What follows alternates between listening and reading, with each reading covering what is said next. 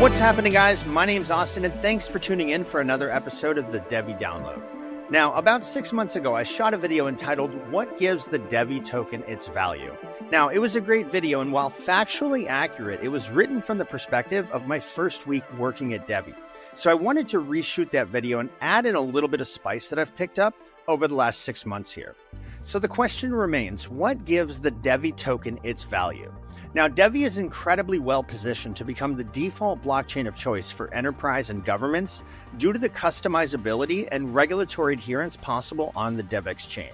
Now, before I dive into this, I just want to say that every single use case I'm going to mention, the DevvE token has utility in some way, either by staking to get impact assets or paying with DevvE to use the DevvX solution. Now, in this video, I want to touch on DevvExchange, DevvX S2, which is our shards as a service business, impact assets and our work in the carbon markets, and also the Evergreen fund and how that's going to play a massive role moving forward. To really understand where the meat and potatoes are from a flywheel perspective, we're going to need to have a little bit of a history lesson on the carbon markets themselves. Now, the carbon markets, as the name implies, are markets that allow for the trading of impact assets, otherwise known as carbon credits. There are two types of markets at play here: the regulated markets and the voluntary markets, which deal in carbon offsets. Now, this brings us to a discussion on carbon credits, which naturally starts with the Paris Agreement of 2015. Having identified that greenhouse gases, most notably carbon, was what was responsible for climate change, international CO2 emissions goals were laid out for every single country, and these goals were ratified by everyone with the exception of 6 worldwide. Due to this agreement, countries went back and started imposing carbon caps on their largest carbon emitters in an effort to get greenhouse gas emissions to within an acceptable range.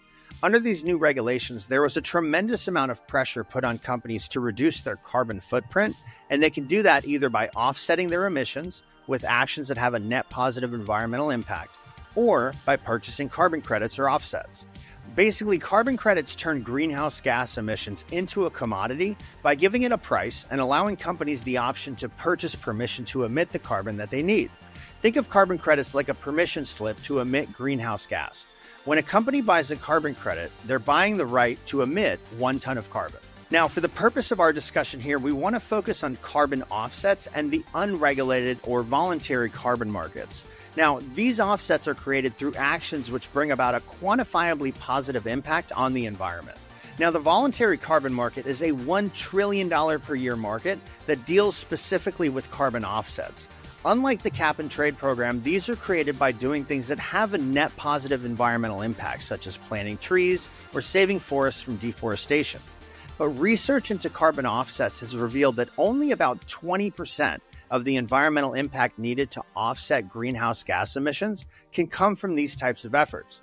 The remainder is going to have to come from technological solutions. Now, a great example of a company which generates carbon offsets through technology is TS Nano, which is a part of the DevvE ecosystem.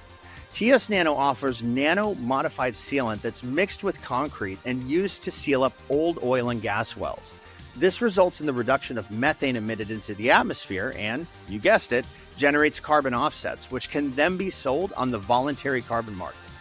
Now, there are a couple of massive issues that exist in this market that have thus far been preventing a lot of liquidity from entering. Greenwashing, lack of provenance, and lack of transparency are major deterrents to this market maturing to its full potential. All of these are issues that DevvE can solve with ease. Now, greenwashing is when an impact asset is created that doesn't have the intended environmental impact. Here's an example. There are many carbon offsets on the market that exist because a forest that was under imminent threat of being cut down was saved from deforestation. The environmental impact of that was quantified through sensors, and carbon offsets were created as a result. But here's the thing. Some forests that were once thought to be threatened were later found out not to have been in danger whatsoever. And these offsets were therefore created with no environmental impact backing them up. Examples such as this are innumerable and have caused a huge lack of trust in the market. Now, the second issue is a lack of provable provenance and transparency. Up until now, there have been 3 certification organizations worldwide that have been certifying new carbon offsets. But greenwashing aside, it was later found out that some carbon credits were actually sold on the market multiple times. So again, the stated environmental impact simply wasn't there. At the end of the day, a lot of this comes down to a system of trust. And for a market that's almost $1 trillion in size, any hint of untrustworthiness simply won't work. Now, here's the cool thing. Where DevvE and DevvX are uniquely suited in this regard is that we allow companies to issue these carbon credits directly on-chain, and therefore there's a verifiable record of when and why the credit was created and whether or not it's been sold. This removes the middleman and opens up a brand new paradigm for the way that carbon credits and offsets are bought and sold. Now, as time goes on, the caps put on businesses are going to get lower and lower, thereby increasing the demands for these types of credits and offsets. Let's face it, we all love doing good for the environment, but business owners are beholden to their bottom line. So when it comes to buying carbon offsets, they had better come with the expected environmental impact that they promise, or else companies simply aren't going to take that risk. DevvE removes the guesswork and ensures that liquidity is safe to enter the market without fear of being ripped off. Now, the Evergreen Fund is a fund that is run by the Forever Association, and it's crucial to the DevvE flywheel for a number of reasons. The Evergreen Fund is seeded through new sales of the DevvE token to institutional ESG investors, which are going to be subject to long lockup times between 2 and 10 years on average, which actually reduces the circulating supply. Now, those funds are then invested into ESG startups like TS Nano. The profits from the equity in those companies, which is enhanced by the impact assets that they generate, goes back to the Forever Association. Forever then reinvests its profits back into the Evergreen Fund, hence the evergreen nature of this cycle. Remember that any impact assets generated are born and live on DevvE's underlying network, from creation all the way down to their sale on DevvExchange. Now, here's the cool part. For any of the institutional investors to have access to the ultra premium ESG assets living on the DevvX chain, they're required to purchase and stake the DevvE token, thereby granting them access they can't get anywhere else. As this cycle goes around and new impact assets are being created and live on the DevvX chain, and as the carbon markets grow, we're left with a flywheel effect which has the potential to significantly drive demand for the DevvE token, and that's only one of our use cases. Now, the next thing I want to touch on is DevvExchange. We've spoken about this a lot, but I want to paint a picture for you. Up until now, an unfortunate dilemma has been present. You can either have the smooth experience of a centralized exchange, but give up custody of your funds, or you can maintain self-custody, but are forced to use a decentralized exchange, which has a massive learning curve, ambiguous regulations, and where one mistake could cost you everything. With DevvExchange, we've created the technology that can give you the experience of a centralized exchange, the security of self-custody, and a user experience that's suited for everyone, no matter their skill level. The truth is that for crypto adoption to actually happen, we can't expect people to go through the learning curve or assume the risks that most of us in the industry have had to go through. Do you guys remember that first deposit that you ever sent to an exchange, waiting for confirmations and praying you didn't get the address wrong? Well, with DevvExchange, you'll have the instant settlement, full self-custody, and our patented fraud, theft, and loss protection that was designed to be, for lack of a better term, newbie-proof. It was built so that my 70-year-old father, who's used to the Fidelity or TD Ameritrade experience, can operate it with ease, also having the comfort that a potential mistake won't mean the guaranteed loss of his funds. But DevvExchange goes far beyond crypto. Any asset that can be tokenized can be traded on DevvExchange. This means real estate, commodities, equities, securities, impact assets. Heck, you can even pay your bills with this technology. But the best part is that we can operate in every single regulatory environment with full regulatory compliance due to the customizability of our network.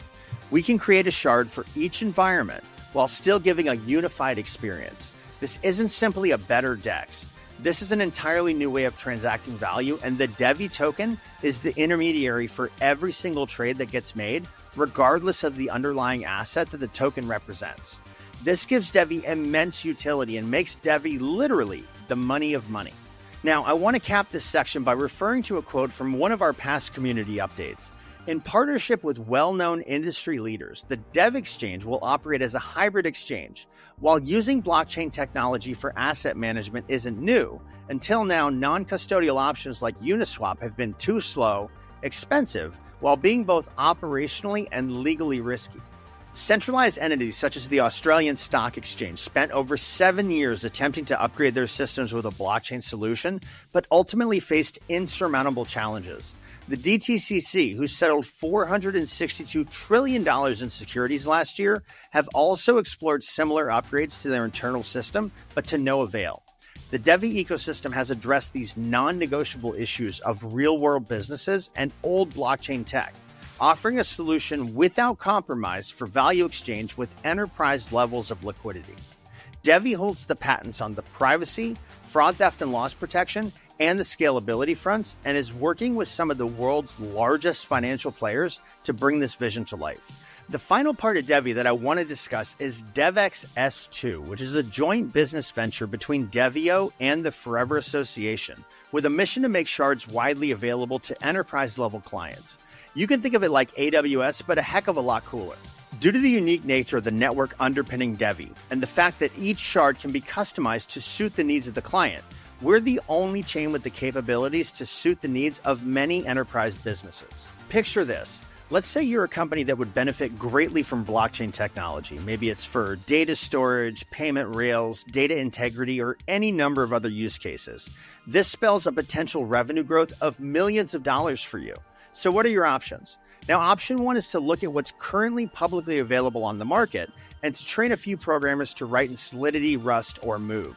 But the chains on the market were created in the vision of the original developers, and they simply won't play nice for your legacy systems. So that simply won't work. Option two is to hire a team of programmers, train them in a new programming language, lay out a massive upfront and ongoing expense to build and maintain your own chain, which meets your needs but comes with a huge capital outflow and no guarantee of its success. Option three, spin up a DevvE shard using an AWS-style interface that allows you to customize your own blockchain almost as easily as you would a web server. No new staff is needed here.